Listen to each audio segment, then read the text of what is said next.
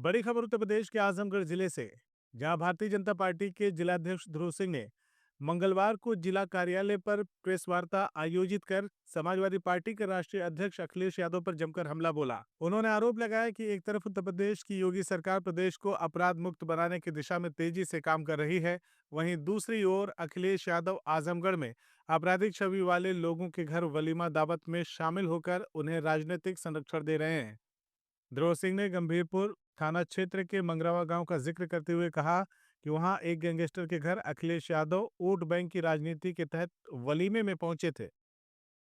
उन्होंने सवाल उठाया कि जब आजमगढ़ की जनता ने अखिलेश यादव और उनके भाई को सांसद बनाकर सम्मान दिया, तब उन्होंने आजमगढ़ की आम जनता के दुख सुख में कभी हिस्सा क्यों नहीं लिया। भाजपा के नेता ने आगे कहा कि अखिलेश यादव संविधान की बात तो करते हैं, लेकिन किसी दलित, गरीब या सामान्य कार्यकर्ता के घर कभी नहीं जाते। हाल ही में एक दलित परिवार के साथ हुई दुखद घटना पर भी अखिलेश यादव की चुप्पी पर सवाल उठाते हुए उन्होंने कहा कि अखिलेश केवल अपने फाइनेंसर, माफिया, गुंडों और जमीन कब्जा करने वालों के घर ही जाते हैं।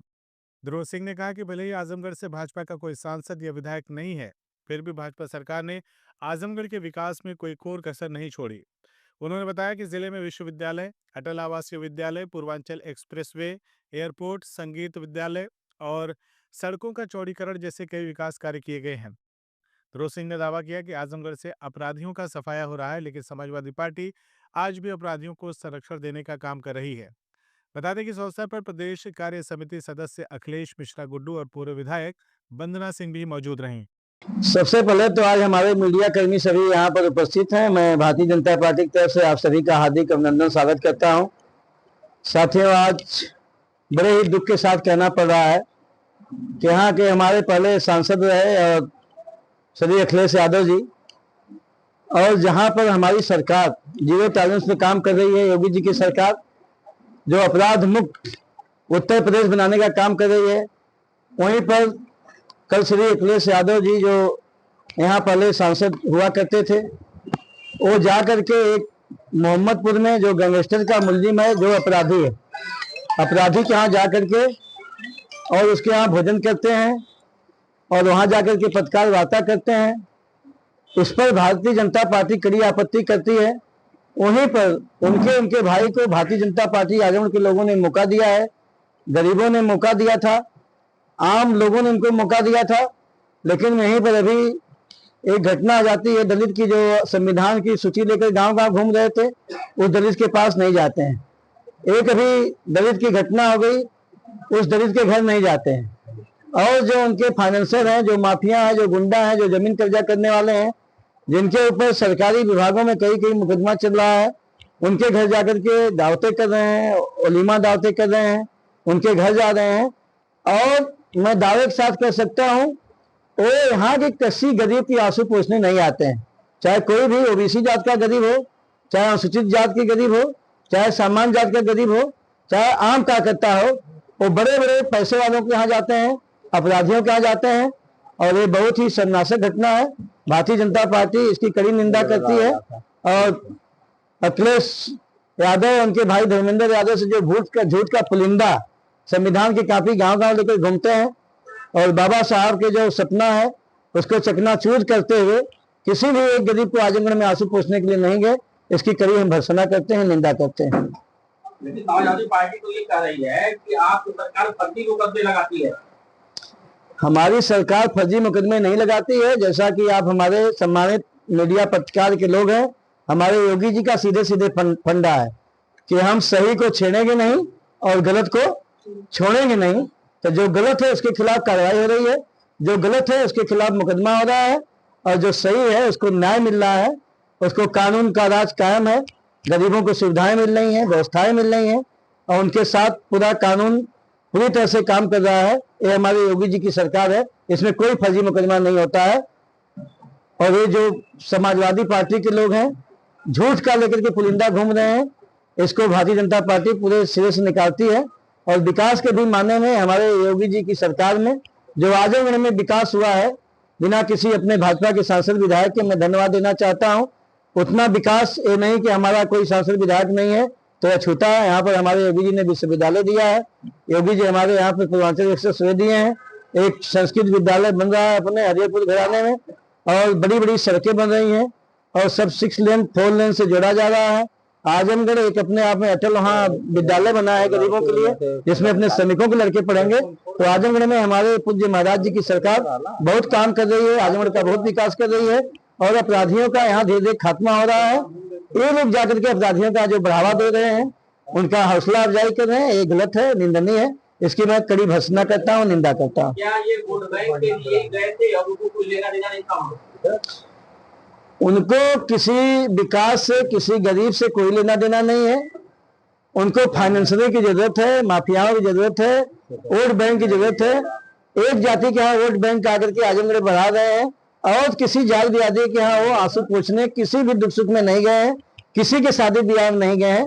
जब भी जाते हैं अपने जाति में जाते हैं और जो इनके बंधु हैं टोपी वाले, इनके यहाँ जाते हैं। और बाकी वो कहीं आज तक आजमगढ़ में उदाहरण है न वो गए न इनके भाई गए, ये मैं पूरे दायरे के साथ कर सकता हूँ।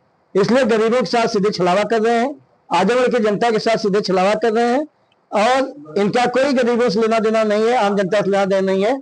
इनके बड़े बड़े भूमाफियाओं, अपराधियों, पैसे वालों से इनको मतलब वहीं जाते हैं। हम आजमगढ़ को अपना मानते हैं। आजमगढ़ की जनता ने उनको सम्मान दिया, लेकिन वो आजमगढ़ की जनता का कोई सम्मान नहीं किए। बड़े बड़े माफियाओं के यहाँ और बड़े बड़े जो उनके बहुत बड़े बड़े उनके बिरादरी के नेता उनके यहाँ आज तक गए हैं। और एक भी घटना बता दीजिए आप, किसी गरीब के यहाँ गए हो, किसी छोटे कार्यकर्ता घर गए हो, किसी सामान्य कार्यकर्ता घर गए हो, आज तक के इतिहास में कभी उन्होंने किया। और आजमगढ़ की जनता उनको सम्मान दिया था, लेकिन मैं आजमगढ़ की जनता जान चुकी है, पूरी तरह से जनता के साथ छलावा कर रहे हैं, गरीबों के साथ छलावा कर रहे हैं, आम कार्यकर्ताओं के साथ छलावा कर रहे हैं। और यहाँ की जनता उनको माफ करने वाली नहीं है और आने वाले समय में उनका समाजवादी पार्टी का किला पूरी तरह से ध्वस्त होगा और 10 विधानसभाओं पर भारतीय जनता पार्टी का कमल का फूल खिलेगा, यहाँ पर भाजपा झंडा गड़ेगा। ये मैं दावे और विश्वास के साथ कह रहा हूँ। और विकास की हर ईंट पर आजमगढ़ में समाजवादियों का नाम लिखा है। कोई विकास नहीं किए हैं, वो भी यहाँ सांसद है, कोई विकास नहीं किए। जो भी विकास कार्य की रफ्तार गति की है वो हमारे पूज्य योगी आदित्यनाथ जी महाराज आजमगढ़ में कर रहे हैं। आने वाले समय में भी बहुत विकास आजमगढ़ का होगा। और मोदी जी की जो केंद्र की योजनाएं चल रही है, 10 वर्ष उनका पूरा हुआ है, भारतीय जनता पार्टी इसको गांव गांव लेके जा रही है। और योगी जी की सरकार का जो सफलतम 8 वर्ष पूरा हुआ है, उस योजनाओं को भारतीय जनता पार्टी गांव गांव लेके जा रही है। और गांव गरीब जनता का जो विकास, जो मोदी जी का नारा है सबका साथ सबका विकास, उसको लेकर के चल रहे हैं। गरीबों का विकास हो रहा है, नौजवानों को रोजगार मिल रहा है, महिलाओं को सम्मान मिल रहा है, किसानों को सम्मान मिल रहा है और उनको पूरी योजनाओं का लाभ मिल रहा है। इसलिए जनता पूरी तरह से समाजवादी पार्टी को नकार चुकी है। अब आने वाले समय में आजमगढ़ में सभी विधानसभाओं पर भारतीय जनता पार्टी जीतेगी और कमल का फूल खिलेगा।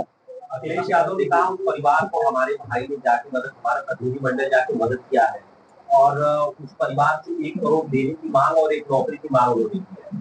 उसके एवज में भाजपा क्या स्टैंड कर रही है परिवार के? हमारे पूज्य योगी आदित्यनाथ जी ने तुरंत निर्देश दिया था भारतीय जनता पार्टी के सभी कार्यकर्ताओं को। सब कार्यकर्ता वहां गए थे, पीड़ित परिवार के साथ कंधे से कंधा मिला खड़े थे। आप में से भी कई पत्रकार बंधु वहां पर खड़े थे मौके पर। 12 बजे रात को हमारे अखिलेश मिश्रा जी, हम खुद वहां पहुंचे थे।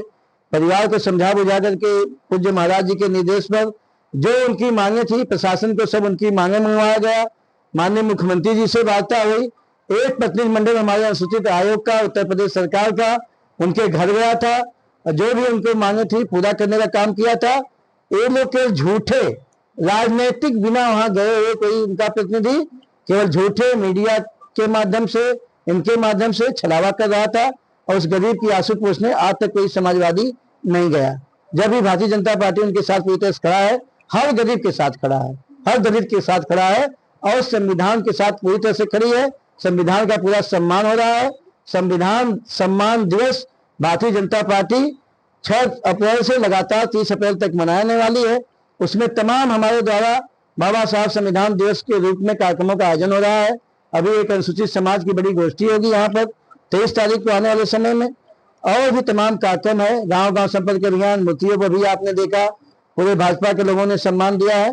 तो बाबा साहब का जो सपना था अंबेडकर जी का जो सपना था कि दलितों, शोषितों, वंचितों का उद्धार हो, गरीबों का कल्याण हो, उसको मोदी जी हमारे पूरी तरह से पूरा कर रहे हैं और जनता के अंदर धीरे धीरे विश्वास पैदा हो गया है। पुलिस वाले अभी बाहर घूम रहे हैं और उस परिवार को आप लोग आर्थिक कितनी मदद देने की बात कर रहे हैं, वहाँ पे उस परिवार के साथ किस तरह से न्याय किया जाएगा? परिवार की पूरी मदद हो रही है, हमारे पूज्य महाराज जी की सरकार उसकी मदद कर रही है, भारतीय जनता पार्टी मदद कर रही है, हम लोग पूरी तरह से उनके साथ हैं, जो भी उनकी आवश्यकता है सब उनको पूरा किया जाएगा, उनकी मदद किया जाएगा। एक सवाल ये है कि अभी आपके निखिल राय युवा मोर्चा के नेता हैं, धरने बैठे हैं एनडीएम के खिलाफ, उनके साथ दुर्व्यवहार हुआ है, ये एनडीएम लगातार नहीं, धरने पर नहीं बैठे हैं, वो कुछ गए थे काम से और कुछ बातचीत हुई है, उसको भारतीय जनता पार्टी गंभीरता से लेगी, उसमें जिलाधिकारी महोदय, कमिश्नर महोदय से बात होगी और किसी भी कार्यकर्ता के खिलाफ हमारा कोई भी दुर्व्यवहार करेगा अधिकारी, उसको भारतीय जनता पार्टी कतई बर्दाश्त नहीं करेगी। दूसरी घटना है, जनार्दन सिंह गौतम जिला में मुकदमा दर्ज कराया गया, आज एक और युवा मोर्चा के पदाधिकारी के साथ दुर्व्यवहार किया जा रहा है, तो क्या अधिकारी